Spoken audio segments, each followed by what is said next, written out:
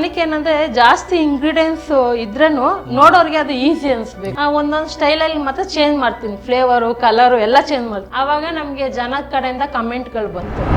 Recipes ಈಗ for example ಒಂದು chicken ಏನಾದರೂ ಒಂದು ನಾನ್ ವೆಜ್ ಏನಾದರೂ ಐಟಮ್ ಮಾಡಬೇಕಂದ್ರೆ ಅದ್ರದ್ದು ಪ್ರಿಪ್ರೇಷನ್ ಹೆಂಗಿರುತ್ತೆ ಅಂತ ಹೇಳಿ ಮೇಡಮ್. ಸರ್ ನಾನ್ ವೆಜ್ ಅಂದರೆ ಸ್ವಲ್ಪ ಟೈಮ್ ತಗೊಳುತ್ತೆ, ಯಾಕಂದರೆ ಅದನ್ನು ಮಸಾಲೆ ಎಲ್ಲ ಮಿಕ್ಸ್ ಮಾಡಿ ಟೈಮ್ ನೆನೆಸ್ಬೇಕಾಗುತ್ತೆ. ಸೇಮ್ ನಾವು ಅದೇ ಥರ ಮಾಡ್ತೀವಿ. ವಿಡಿಯೋಗೋಸ್ಕರ ಬೇಗನೆ ಆಗಲಿ ಅಂತ ಏನು ಮಾಡಲ್ಲ. ಇವಾಗ ಒಂದು 15 ನಿಮಿಷ ನೆನೆಸ್ಬೇಕಂದ್ರೆ 15 ನಿಮಿಷ ನೆನೆಸಕ್ಕೆ ಬಿಡ್ತೀರಿ, ನಾವು ಬ್ರೇಕ್ ತಗೊತೀರಿ ಅವಾಗ. ಆದರೆ ಜನಕ್ಕೆ ಏನಂದರೆ ಜಾಸ್ತಿ ಇಂಗ್ರೀಡಿಯೆಂಟ್ಸ್ ಇದ್ರೇನು ನೋಡೋರಿಗೆ ಅದು ಈಸಿ ಅನಿಸ್ಬೇಕು, ಆ ಥರ ನಾನು ಅವ್ರಿಗೆ ತೋರಿಸ್ಕೊಡ್ತೀನಿ. ಹಂಗಾಗಿ ನನ್ನ ರೆಸಿಪಿನ ತುಂಬ ಜನ ಇಷ್ಟಪಡ್ತಾರೆ.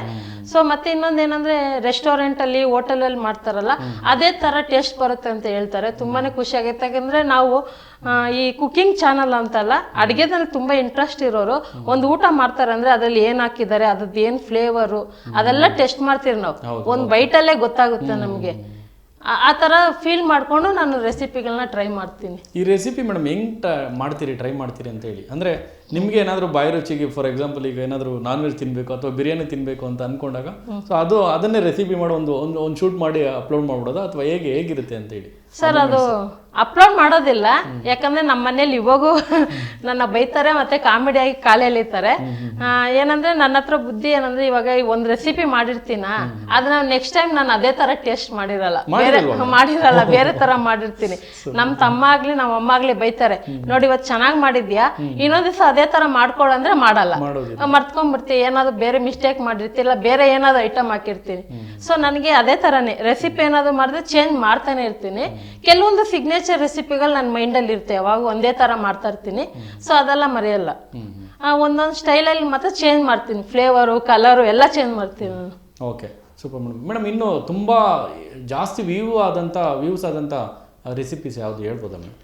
ಸರ್ ಜಾಸ್ತಿ ಅಂದರೆ ತುಂಬ ಜನ ಇವಾಗ ಕ್ವಿಕ್ಕಾಗಿ ಮಾಡೋ ಥರ ರೆಸಿಪಿ ಕೇಳ್ತಾರೆ. ಅಂದರೆ ನಮ್ಮ ಚಾನಲಲ್ಲಿ ತುಂಬ ಹಳೆ ರೆಸಿಪಿಗಳೇ ಇವಾಗೂ ಕೂಡ ರನ್ನಿಂಗಲ್ಲಿ ಇರೋದು. ಪಲಾವ್ ಆಗಿರ್ಬೋದು, ಟೊಮೊಟೊ ಬಾತು, ಬಿಸಿಬೇಳೆ ಬಾತ್ ಅಂತೂ ನಾನು ಆ್ಯಕ್ಚುಲಿ ಹೇಳ್ಬೇಕಂದ್ರೆ ಬಿಸಿಬೇಳೆ ಬಾತ್ ನನಗೆ ಇಷ್ಟ ಇಲ್ಲ, ಇವಾಗ ಇಷ್ಟಪಡ್ತಾ ಇರೋದು ನಾನು ಕೂಡ. ಯಾಕಂದರೆ ಎಲ್ಲ ನಾನ್ ವೆಜ್ ರೆಸಿಪಿ ಅದನ್ನು ಇವಾಗ ವೆಜ್ಜಿಗೆ ಚೇಂಜ್ ಆಗಿಬಿಟ್ಟಿದ್ದೀನಿ ನಾನು. ಜಾಸ್ತಿ ವೆಜ್ ರೆಸಿಪಿನೇ ಇರೋದು ನಮ್ಮ ಚಾನಲಲ್ಲಿ. ಸೊ ನಮ್ಗೆ ಜಾಸ್ತಿ ಹೈಲೈಟ್ ಅಂದರೆ ನಮ್ಮ ಚಾನಲಲ್ಲಿ ಬಿಸಿಬೇಳೆ ಬಾತೆ. ದಿನಕ್ಕೊಂದು ಕಮೆಂಟ್ ಆದರೂ ಬರುತ್ತೆ ಬಿಸಿಬೇಳೆ ಬಾತದು. ಮತ್ತೆ ಯಾಕಂದ್ರೆ ಅದು ಅದೇ ತರ ನಮ್ಮ ಟಿಪ್ಸ್ ಕೂಡ ಕೊಡ್ತೀನಿ ನಾನು ಮಾಡೋರಿಗೆ. ಇವಾಗ ಈ ಒಂದು ವಸ್ತು ಇಲ್ಲ ಅಂದ್ರೆ ಇನ್ನೊಂದು ಆ್ಯಡ್ ಮಾಡ್ಕೋಬಹುದು. ಮತ್ತೆ ಕುಕ್ಕರಲ್ಲಿ ಮಾಡಿದಾಗ ಯಾವ ತರ ಒಂದೇ ತರ ಬರಬೇಕು, ಯಾವುದೇ ರೀತಿ ಕೆಳಗಡೆ ವೈಟ್ ರೈಸ್ ಮೇಲೆ ಮಸಾಲೆ ಆ ಥರ ಉಳ್ಕೊಬಾರ್ದು. ಪಾತ್ರೆನಲ್ಲಿ ಯಾವ ಥರ ಮಾಡ್ತದೆ ಅದೇ ಥರ ಟೇಸ್ಟ್ ಬರೋ ಥರನೇ ಮಾಡಿ ತೋರಿಸ್ತೀನಿ. ಅದಕ್ಕೆ ತುಂಬ ಜನ ಇಷ್ಟಪಡೋದು. ತಾವೇ ಒಬ್ಬರು ಯೂಟ್ಯೂಬರ್ ಆಗಿ, ಫೇಮಸ್ ಯೂಟ್ಯೂಬರ್ ಆಗಿ ನಿಮಗೆ ಇಷ್ಟ ಆಗುವಂಥ ಯೂಟ್ಯೂಬ್ ಚಾನಲ್ ಯಾವುದು? ಜೊತೆಲಿ ಅದೇ ಯೂಟ್ಯೂಬ್ ಚಾನಲ್ ಮೀನ್ಸ್ ಅಡಿಗೆಗೆ ಸಂಬಂಧಪಟ್ಟ ಹಾಗೆ ಸೊ ಯಾವುದು ನಿಮಗೆ ಇಷ್ಟ ಆಗಿರೋಂಥ ಚಾನಲ್? ಸರ್ ಅಡುಗೆಗೆ ಸಂಬಂಧಪಟ್ಟಂದ್ರೆ ನನಗೆ ಎಲ್ಲ ಚಾನಲ್ ನೋಡ್ತೀನಿ. ಯೂಟ್ಯೂಬ್ ಅಂದರೆ ಎಲ್ಲ ಬರ್ತಾ ಇರುತ್ತೆ, ಒಂದೊಂದೇ ನೋಡ್ತಾ ಇನ್ನೂ ಜಾಸ್ತಿ ನೋಡೋ ಥರನೇ ಆಗುತ್ತೆ. ಸೊ ಅಂದರೆ ನನಗೆ ಕನ್ನಡ ಚಾನಲಲ್ಲಿ ಭಾಗ್ಯ ಟಿ ವಿ ಅವ್ರ ಚಾನಲ್, ಅವ್ರದ್ದು ಬಂದ್ಬಿಟ್ಟು ಕ್ವಾಲಿಟಿ ವಾಯ್ಸು ಅದೆಲ್ಲ ತುಂಬ ಚೆನ್ನಾಗಿದೆ, ನೋಡೋಕೆ ಇಷ್ಟ ಆಗುತ್ತೆ. ಜಾಸ್ತಿ ನಾನು ಹೋಟ್ಲದ್ದು ಫುಡ್ ರಿವ್ಯೂಗಳು ನೋಡ್ತಾ ಇರ್ತೀನಿ. ಯಾಕಂದರೆ ಅವ್ರು ತಿನ್ನೋಷ್ಟು ನಾವು ತಿನ್ನೋಕ್ಕಾಗಲ್ಲ, ಇದ್ರಲ್ಲಾದ್ರೂ ನೋಡೋಣ ಅಂತ ನೋಡ್ತಾ ಇರ್ತೀನಿ. ಮತ್ತೆ ಜಾಸ್ತಿ ನನಗೆ heavy movies interest, movies, cartoon stories ಆ ಥರ ಇಂಟ್ರೆಸ್ಟ್ ಜಾಸ್ತಿ. ಇವಾಗೂ ಕೂಡ ಇಷ್ಟು ದೊಡ್ಡ ಏಜ್ ಆದ್ರೂ ನಾನು ಕಾರ್ಟೂನ್ಗಳು ನೋಡ್ತೀನಿ ಜಾಸ್ತಿ, ಕನ್ನಡ ಕಾರ್ಟೂನ್ ಸ್ಟೋರೀಸ್ಗಳು. ಹೌದು, ಇವಾಗೂ ಕೂಡ ಆ ಥರ ಒಂದೇ ಫೇವ್ರೆಟ್ ಚಾನಲ್ಗಳು ಇಟ್ಕೊಂಡಿರ್ತೀನಿ. ರೆಗ್ಯುಲರ್ ಆಗಿ ಮನೇಲಿ ಟೈಮ್ ಇದ್ದಾಗ ನೋಡ್ತಾ ಇರ್ತೀನಿ. ಸೊ ಹೆಂಗೆ ನಾನು ಯಾವಾಗೂ ಫ್ರೀ ಆಗಿರೋಲ್ಲ, ಕಣ್ಣಿಗೆ ಕೆಲಸ ಕೊಟ್ಟಿರ್ತೀನಿ. ಕೆಲಸ ಮಾಡೋವಾಗನೇ ಹಾಕೊಂಡು ಈ ಕಡೆ ಕೇಳ್ತಾ ಇರ್ತೀನಿ, ಒಂದೊಂದ್ಸರಿ ನೋಡ್ಕೊಂಡು ಮಾಡ್ತಾ ಇರ್ತೀನಿ. ನಾವು ರೆಸಿಪಿ ಮಾಡೋಕೆ ಕೂಡ ಅಷ್ಟೇ ಯೂಟ್ಯೂಬ್ ಹಾಕೊಂಡು ನೋಡ್ತಾ ಇರ್ತೀನಿ ನಾನು. ಇನ್ನು ಮೇಡಮ್ ನಿಮಗೆ ಈಗ ಮಿಲಿಯನ್ ಪ್ಲಸ್ ಸಬ್ಸ್ಕ್ರೈಬ್ ಇರೋದ್ರಿಂದ ನಿಮ್ಗೆ ಒಂದಷ್ಟು ಫ್ಯಾನ್ಸ್ ಇರ್ತಾರೆ ಮೇಡಮ್, ಅವ್ರಿಗೂ ಕೂಡ ಕುತೂಹಲ ಇರುತ್ತೆ ನಿಮ್ಮ ಲೈಫ್ ಜರ್ನಿ ಹೇಗಿರುತ್ತೆ ಅಂತೇಳಿ. ಸೊ ನಿಮ್ಮ ಜರ್ನಿ ಬಗ್ಗೆ ಹೇಳೋದಾದ್ರೆ ಮೇಡಮ್, ಎಲ್ಲಿಂದ ಹೆಂಗೆ ಯೂಟ್ಯೂಬ್ ಸ್ಟಾರ್ಟ್ ಮಾಡ್ತೀರಾ? ಸರ್ ಅದೇ ನಾನು ಹೇಳ್ದಂಗೆ ನನಗೆ ಅಷ್ಟು ಇದ್ರ ಬಗ್ಗೆ ಗೊತ್ತಿಲ್ಲ. ಮನೆ ಆಯಿತು ಕೆಲಸ ಆಯ್ತು ಅಂತ ಇದ್ದಿದ್ದು. ಗಾರ್ಮೆಂಟ್ಸಲ್ಲಿ ಟೈಲರಾಗಿ ಕೆಲಸ ಮಾಡಿದೆ. ಅದಕ್ಕೆ ಮುಂಚೆ ನಾನು ಏನಂದರೆ ನಂದು SLC ಮುಗಿದ್ಮೇಲೆ ನಾವಿದ್ದಿದ್ದು ಬೈಪ್ನಲ್ಲಿ, ಅಲ್ಲಿಂದ ಇಲ್ಲಿ ಮನೆ ಕಟ್ಕೊಂಡ್ಬಂದ್ರಿ, ಶೀಟ್ ಮನೆ ಕಟ್ಕೊಂಡು ಹೆಬ್ಗೋಡಿಗೆ ಬಂದ್ರಿ ನಾವು.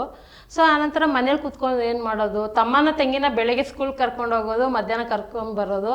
ಮತ್ತು ಆವಾಗ ಸೌದೆ ಒಲೆಯಲ್ಲಿ ಅಡುಗೆ ಮಾಡ್ತಾಯಿದ್ದೆ. ನನಗೆ ಇವಾಗೂ ಇಷ್ಟ ಸೌದೆ ಒಲೆಯಲ್ಲಿ ಅಡುಗೆ ಮಾಡೋಕ್ಕೆ. ಆಮೇಲೆ ಹಿಂಗೆ ಅಡುಗೆ ಮಾಡಿಕೊಂಡು ಟೈಲರ್ ಕಲ್ತ್ಕೊಂಡೆ, ಡ್ರೆಸ್ಸು ಬ್ಲೌಸು ಆ ಥರ ಹೊಲಿಯೋದು. ನನಗೆ ಅದೇ ಆ್ಯಕ್ಟಿವಿಟಿ ಜಾಸ್ತಿ, ಇಂಟ್ರೆಸ್ಟ್ ಜಾಸ್ತಿ, ಸುಮ್ಮನೆ ಕೂತ್ಕೊಳಕ್ಕೆ ಇಷ್ಟಪಡಲ್ಲ. ಸರಿ ಅದು ಕಲ್ತ್ಕೊಂಡ್ಮೇಲೆ ಮನೇಲಿ ಮಿಷಿನೆಲ್ಲ ತೊಗೊಂಡು ಹೊಲ್ದೆ. ಯಾವುದು ಸೆಟ್ ಆಗಿಲ್ಲ, ಒಬ್ಬರು ದುಡ್ಡು ಕೊಡ್ತಾರೆ, ಒಬ್ರು ಲೇಟಾಗಿ ಕೊಡ್ತಾರೆ. ಸರಿ ಬರಲ್ಲ ಅಂದ್ಬಿಟ್ಟು ಕೆಲ್ಸಕ್ಕಂತ ಹೋದೆ. ನಮ್ಮ ಮನೇಲಿ ಯಾರಿಗೂ ಇಷ್ಟ ಇಲ್ಲ ಕೆಲ್ಸಕ್ಕೆ ಹೋಗೋದು. ಗೊತ್ತಿಲ್ದಿರಾನೆ 3 ದಿವಸ ಹೋಗಿದ್ದೆ ನಾನು. ಆಮೇಲೆ ಗಾರ್ಮೆಂಟ್ಸ್ಗೆ ಹೋಗಿ ಅಲ್ಲಿ ಟೈಲರ್ ಟ್ರೈನಿಂಗ್ ತೊಗೊಂಡು ಅವರೇ ಸಂಬಳ ಕೊಡ್ತಾರೆ. ಅವಾಗೆಲ್ಲ ತುಂಬ ಆಫರ್ ಇತ್ತು, ತುಂಬ ಜನಕ್ಕೆ ವ್ಯಾನ್ಗಳು ಕಳಿಸ್ತಾಯಿದ್ರು ಅವರೇ, ಜನ ಬೇಕು ಅಂತ. ಆ ಥರ ಟೈಮಲ್ಲಿ ಸರ್ಜಾಪುರದಲ್ಲಿ ಬೆಲ್ಲಂಡೂರ್ ಗೇಟ್ ಶಾಯಿ ಕಂಪ್ನಿ ಯೂನಿಟ್ 7 ಅಂತ ಅನ್ಕೊತೀನಿ, ಅದು ಓಪನ್ ಆಗಿತ್ತು. ಅಲ್ಲೋದೆ, ಅಲ್ಲಿ 3.5 ವರ್ಷ ಏನೋ ಮಾಡಿದೆ. ಆನಂತರ ವ್ಯಾನಲ್ಲಿ ಜನ ಕಡಿಮೆ ಆದರು, ಪೇಮೆಂಟ್ಗಳು ಜಾಸ್ತಿ ನೋಡ್ತಾ ಇದ್ರಲ್ಲ, ಅವಾಗ ಜನ ಚೇಂಜ್ ಆಗ್ತಾ ಇದ್ರಲ್ಲ. ಅದೇ ಥರ ನನಗೂ ದೂರ ಅನಿಸ್ತು. ಮನೆ ಹತ್ರನೇ ಕಂಪ್ನಿಗಳು ಜಾಸ್ತಿ ಇದ್ದಾವೆ, ಸರಿ ಮನೆ ಹತ್ರನೇ ಹೋಗೋಣ ಅಂತ ಮನೆ ಹತ್ರ ಜಾಕಿ ಕಂಪ್ನಿಗೆ ಸೇರಿಕೊಂಡೆ. ಅಲ್ಲಿ ಕೆಲ್ಸಕ್ಕೆ ಸೇರಿದ ಮೇಲೇ ನನಗೆ ಎಲ್ಲದ್ರ ಬಗ್ಗೆ ಗೊತ್ತಾಗಿದ್ದು. ಅಲ್ಲಿ ಏನಂದರೆ ಕಂಪ್ನಿಯಲ್ಲಿ ಎಲ್ಲ ಥರ ಅವಕಾಶ ಕೊಡ್ತಾಯಿದ್ರು ನಮಗೆ, ನಮ್ಮ ಟ್ಯಾಲೆಂಟ್ ತೋರ್ಸೋಕ್ಕೆ. ಬೇರೆ ಕೆಲಸ ಆಯ್ತಂತ ಬಿಡ್ತಾ ಇರಲಿಲ್ಲ. ಮಹಿಳೆಯರ ದಿನಾಚರಣೆಗೆ, ದಸರಾ ಹಬ್ಬಕ್ಕೆ, ದೀಪಾವಳಿಗೆ ಆ ಥರ ಏನಾದರೂ ಕಾಂಪಿಟೇಷನ್ ಇರ್ತಾ ಇದ್ರಲ್ವ, ಆವಾಗ ನಾನು ಸೇರ್ಕೊತಾ ಇದ್ದೆ. ಯಾಕಂದರೆ ನನಗೆ ಸ್ಕೂಲ್ ಎಜುಕೇಷನ್ ಅದರಲ್ಲಿ ಏನು ಆ ಥರ ಅವಕಾಶಗಳು ಸಿಕ್ಕಿಲ್ಲ ನನಗೆ. ನನಗೇನು ಸ್ಪೋರ್ಟ್ಸಲ್ಲೆಲ್ಲ ಇಂಟ್ರೆಸ್ಟ್ ಇಲ್ಲ, ಈ ಥರ ಆ್ಯಕ್ಟಿವಿಟಿ ಗೇಮಲ್ಲೆಲ್ಲ ಇಂಟ್ರೆಸ್ಟು. ಸೊ ಅದ್ರಲ್ಲಿ ಬಂದ್ಬಿಟ್ಟು ಹೂವು ಕಟ್ಟೋದಾಗಿರ್ಬೋದು, ಮೆಹಂದಿ ಹಾಕೋದು, ಹೇರ್ ಸ್ಟೈಲು, ಕೆಲವೊಂದು ಸಣ್ಣ ಪುಟ್ಟ ಫನ್ನಿ ಗೇಮ್ಸು ಆ ಥರದ್ರಲ್ಲೆಲ್ಲ ವಿನ್ ಆಗ್ತಾ ಇದೆ. ವಿತೌಟ್ ಫೈರ್ ಕುಕ್ಕಿಂಗಲ್ಲೂ ವಿನ್ ಆಗ್ತಾ ಇದೆ. ಸೊ ನನಗೆ ಜಾಸ್ತಿ ಏನಂದರೆ, ಎಲ್ರಿಗೂ ಎಕ್ಸಾಮ್ ಬಂದರೆ ಜ್ವರ ಬರ್ತಾಯಿತ್ತು, ನನಗೆ ಈ ಥರ ಕಾಂಪಿಟೇಷನ್ ಬಂದರೆ ಜ್ವರ ಬರ್ತಾಯಿತ್ತು. ಆದರೆ ಅದರಲ್ಲಿ ವಿನ್ ಆಗ್ತಿದ್ದೆ ನಾನೇ. ನನ್ನ ಕಂಪ್ನಿಯಲ್ಲಿ ಎಲ್ರಿಗೂ ನಾನಂದರೆ ಯಾರಂತ ಗೊತ್ತಾಗೋದು, ಆ ಥರ ಫೇಮಸ್ ಆಗಿಬಿಟ್ಟಿದ್ದೆ. ಸೊ ಅದೇ ಥರ ಒಂದು 7.5 ವರ್ಷ ಅಲ್ಲಿ ಕೆಲಸ ಮಾಡಿದೆ. ಸ್ವಲ್ಪ ಹೆಲ್ತ್ ಪ್ರಾಬ್ಲಮ್ ಆಯಿತು ಮಧ್ಯದಲ್ಲಿ, ಅದರಲ್ಲೂ ಮತ್ತೆ ಕೆಲ್ಸಕ್ಕೆ ಹೋದೆ ನಾನು. ಆನಂತರ ಯೂಟ್ಯೂಬ್ ಸ್ಟಾರ್ಟ್ ಮಾಡಿದ್ವಿ. ಅದೇ ಒಂದು ವರ್ಷ ಬಂದ್ಬಿಟ್ಟು ಫುಲ್ಲು 1 ಅವರಲ್ಲಿ 26 ರೆಸಿಪಿ ಮಾಡಿದ್ದೆ. ಅಂದರೆ ವರ್ಷ ಮಾಡ್ತಾ ನನಗೆ ಜಾಸ್ತಿ ಐಡಿಯಾಸ್ ಬಂತು. ಆವಾಗ ನಾನೇ ಗೆಲ್ಬೇಕನ್ನೋ ಇದರಲ್ಲಿ 1 ಅವರ್ಗೆ 26 ರೆಸಿಪಿ ಮಾಡಿದ್ದೆ. ಆದರೆ ಉಳ್ದಿದ್ದ ಐಟಮ್ನೆಲ್ಲ ತಗೊಬಂದು ನಮ್ಮ ತಮ್ಮಂಗೆ ಹೇಳ್ದೆ, ನೋಡಿ ಈ ಥರ 1 ಅವರಲ್ಲಿ 26 ರೆಸಿಪಿ ಮಾಡಿದ್ದೀನಿ ಅಂತ. ಆವಾಗ ಸರಿ, ಇವಾಗ ಮನೇಲಿ ಉಳ್ದಿದ್ದಲ್ವಾ ಐಟಮ್ ಎಲ್ಲ, ಏನಾದರೂ ಮಾಡು ಯೂಟ್ಯೂಬ್ ಬಿಡೋಣ ಅಂತ ಅವನು ಬಿಟ್ಟ. ಆವಾಗ ನಮಗೆ ಜನದ ಕಡೆಯಿಂದ ಕಮೆಂಟ್ಗಳು ಬಂತು, ಈ ಥರ ವಾಯ್ಸ್ ಓವರ್ ಹಿಂಗೆ ಕೊಡಬೇಕು, ಈ ಥರ ಇದೆ, ಕ್ವಾಲಿಟಿ ಇಲ್ಲ, ಪಾತ್ರೆ ಈ ಥರ ಯೂಸ್ ಮಾಡಬೇಕು. ತುಂಬ ಸಪೋರ್ಟ್ ಮಾಡಿದ್ರು ಜನನೇ ನಮಗೆ, ಯಾವ ಥರ ಮಾಡಬೇಕಂತ ಐಡಿಯಾಸ್ ಕೊಟ್ಟರು. ಸೊ ಅದೇ ಟೈಮ್ಗೆ ಯೂಟ್ಯೂಬ್ ಸ್ಟಾರ್ಟ್ ಮಾಡಿದ್ರಿ. ಆನಂತರ ನನಗೆ ಮೊಬೈಲಲ್ಲಿ ಇಂಟ್ರೆಸ್ಟ್ ಇಲ್ಲ, ಕ್ಯಾಮ್ರಾದಲ್ಲೇ ಮಾಡಬೇಕಂತ ನಮ್ಮ ತಮ್ಮ ಹೇಳ್ದ. ಜನ ನೋಡೋರಿಗೆ ಕ್ವಾಲಿಟಿಯಾಗಿ ಕೊಡಬೇಕು ಅಂತ. ಆವಾಗ ನನ್ನ ಕೆಲಸ ಮಾಡೋ ಜಾಗದಲ್ಲಿ ಫ್ರೆಂಡ್ ಇದ್ರು, ಅವ್ರ ತಮ್ಮದು ಕ್ರೆಡಿಟ್ ಕಾರ್ಡ್ ಯೂಸ್ ಮಾಡಿಕೊಂಡು ಇನ್ಸ್ಟಾಲ್ಮೆಂಟ್ ಆಗಿ ಕಟ್ತೀನಿ ನಿಮಗೆ ಅಂದ್ಬಿಟ್ಟು ಅವ್ರ ಹತ್ರ ಸಾಲ ತಗೊಂಡು ಕ್ಯಾಮ್ರಾದಲ್ಲಿ ಸ್ಟಾರ್ಟ್ ಮಾಡಿದ್ದು. ಯಾವುದೇ ರೀತಿ ಟ್ರೈಪಾಡ್ ಇಲ್ಲ, ಕಿಟಕಿ ಬೆಳಕಲ್ಲೇ ಮಾಡ್ತಾ ಇದ್ದಿದ್ದು. ಟ್ರೈಪಾಡ್ ಬದಲಾಗಿ ನಮ್ಮ ತಮ್ಮನೇ ಕ್ಯಾಮ್ರಾಮ್ಯಾನು. ನಮ್ದು ಅಡುಗೆ ಮನೆಯಲ್ಲೇ ಬಚ್ಚಲ ಮನೆ ಇತ್ತು, ಬಚ್ಚಲಲ್ಲೇ ಚೇರ್ ಹಾಕೊಂಡು ಅವ್ನು ನಿಂತ್ಕೊತಾ ಇದ್ದ. ಆ ಥರ ಪರಿಸ್ಥಿತಿಯಲ್ಲಿ ಮಾಡಿರೋದು ನಾವು. ಸೊ ಯೂಟ್ಯೂಬ್ ನಮಗೆ ಒಂದು ಜೀವನದಲ್ಲಿ ಹೇಳ್ಬೇಕಂದ್ರೆ ಒಂದು ಒಳ್ಳೆ ವೇದಿಕೆ ಇದು. ಸೊ ನನ್ನ ಟ್ಯಾಲೆಂಟ್ನ ಜನಕ್ಕೆ ತೋರಿಸ್ದೆ, ಜನ ಸಪೋರ್ಟ್ ಮಾಡಿದ್ರು. ಈ ಥರ ಮಾಡಬೇಕಂತ ಅವರೇ ನಮಗೆ ಕ್ರಿಯೇಟಿವ್ ಆಗಿ ಐಡಿಯಾಗಳು ಕೊಟ್ಟರು. ಸೊ ಈ ಥರ ಯೂಟ್ಯೂಬ್ ಮಾಡ್ಕೊಂಡು ಬರ್ತಾ ನಾನು ಸ್ವಲ್ಪ ಫೇಮಸ್ ಅದೇ ಎಲ್ಲರೂ ಇಂಟರ್ವ್ಯೂಗಳು ಮಾಡಿದ್ರು. ಆಮೇಲೆ ನನಗೆ ಕೂಡ ಒಳ್ಳೆ ಐಡಿಯಾಸ್ ಬಂದು ಯೂಟ್ಯೂಬಿಂದನೇ ಸಂಪಾದನೆ ಮಾಡಿ ತಂಗಿಗೂ ಮದುವೆ ಮಾಡಿದೆ, ಇವಾಗ ತಮ್ಮನಿಗೂ ಮಾಡ್ಬೇಕು ಅಂದ್ಕೊಂಡಿದ್ದೀನಿ. ಸೊ ಈ ಥರ ನನ್ನ ಆಸೆಗಳೆಲ್ಲ ಈಡಾಯ್ತು ಸರ್.